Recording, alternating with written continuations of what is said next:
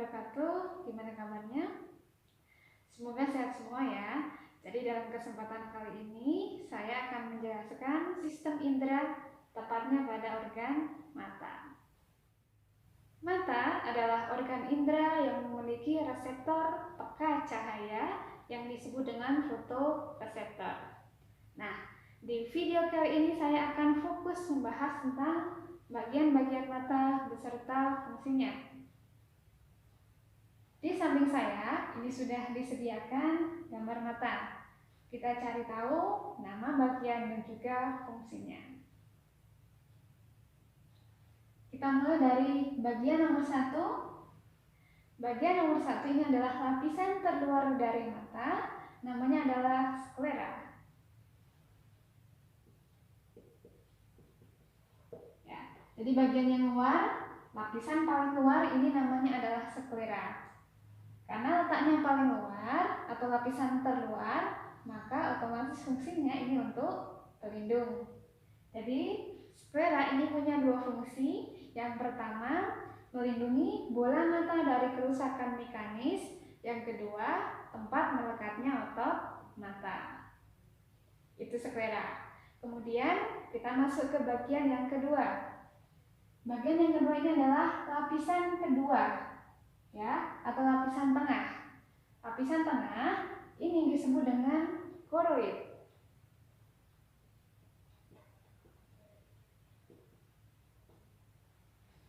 Nah, koroid ini berisi pembuluh darah. Karena berisi pembuluh darah, maka fungsinya untuk menyuplai atau menyediakan makanan dan juga oksigen ke bagian mata, khususnya pada bagian retina. Itu koroid. Kemudian bagian yang ketiga yang saya gambar dengan spidol warna biru, ini namanya adalah retina.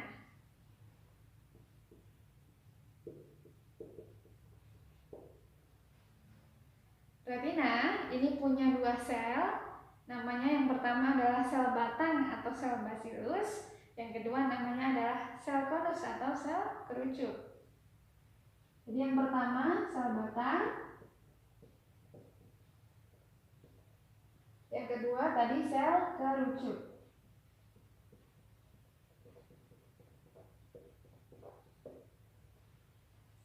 Kita bahas yang pertama sel batang terlebih dahulu.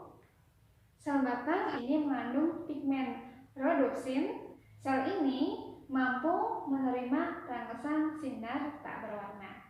Gitu ya. Jadi diingat-ingat sel batang, pigmennya tadi rhodopsin, mampu menerima sinar tak berwarna. Gitu. Nah, ketika kita dari luar ruangan atau luar rumah yang cahayanya itu sangat tinggi atau sangat terang, kemudian masuk ke dalam ruangan yang sinarnya redup, mengapa mata kita kurang dapat melihat? Nah, di situ ada kaitannya dengan rhodopsin.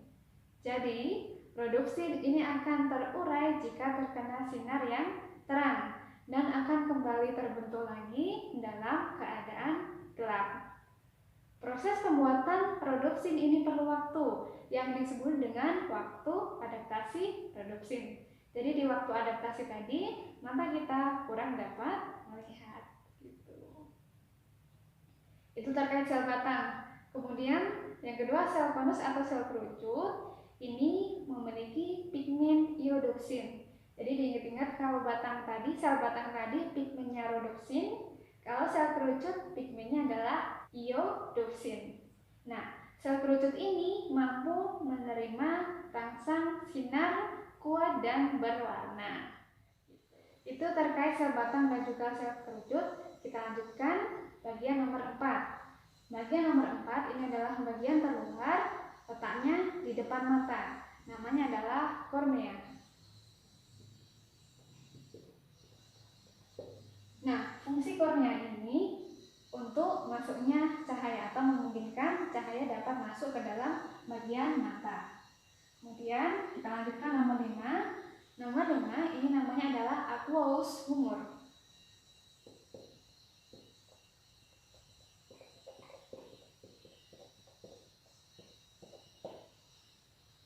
Nah, fungsi aqueous humor ini untuk menjaga bentuk kantong depan bola mata. Yang dikatakan kantong depan bola mata ini adalah bagian nomor 5 ini. Jadi yang enggak menonjol ke depan ini adalah kantong depan bola mata. Kemudian bagian yang nomor 6 ini adalah bagian tengah, namanya adalah pupil.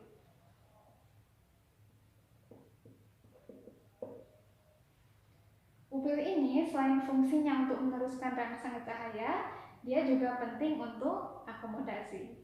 Nah, apa itu akomodasi? Akomodasi adalah kemampuan lensa mata untuk mencembung dan juga memipik. Gitu. Kemudian nomor 6 sudah, kita lanjutkan nomor 7. Nomor 7 ini adalah bagian tepi dari pupil, namanya adalah iris. Fungsi iris ini untuk mengendalikan ukuran pupil. Kemudian lanjut nomor 8. Nomor 8 ini adalah lensa. Nah, fungsi lensa ini untuk memfokuskan pandangan. Kemudian nomor 9 ini namanya adalah vitreous humor.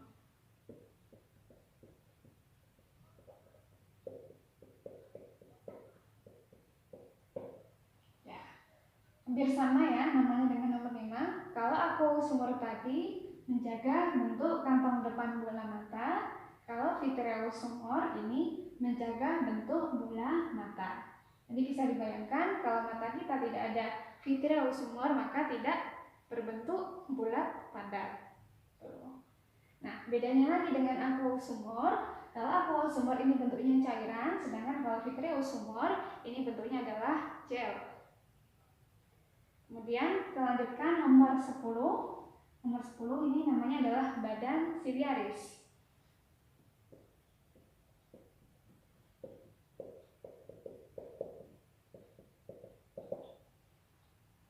Badan siliaris ya. Badan siliaris ini punya 3 fungsi. Yang pertama, dia menyekresikan aqueous humor.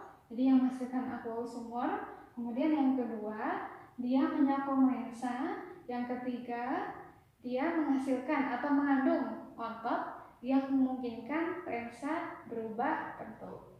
Itu fungsi badan siliaris. Kemudian nomor 11. Nomor 11 ini disebut dengan bintik buta atau lempeng optik.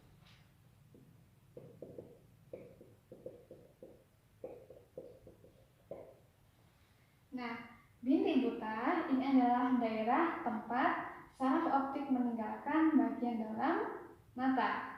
Gitu. Nah, di bintik buta ini tidak terdapat sel batang maupun sel konus. Kemudian bagian yang terakhir nomor 12. Nomor 12 ini namanya adalah fovea atau bintik kuning.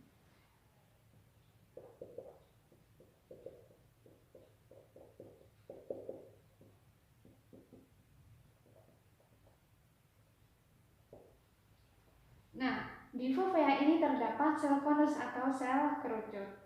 Ini juga bisa dikatakan bahwasannya fovea ini bertanggung jawab atas ketajaman penglihatan.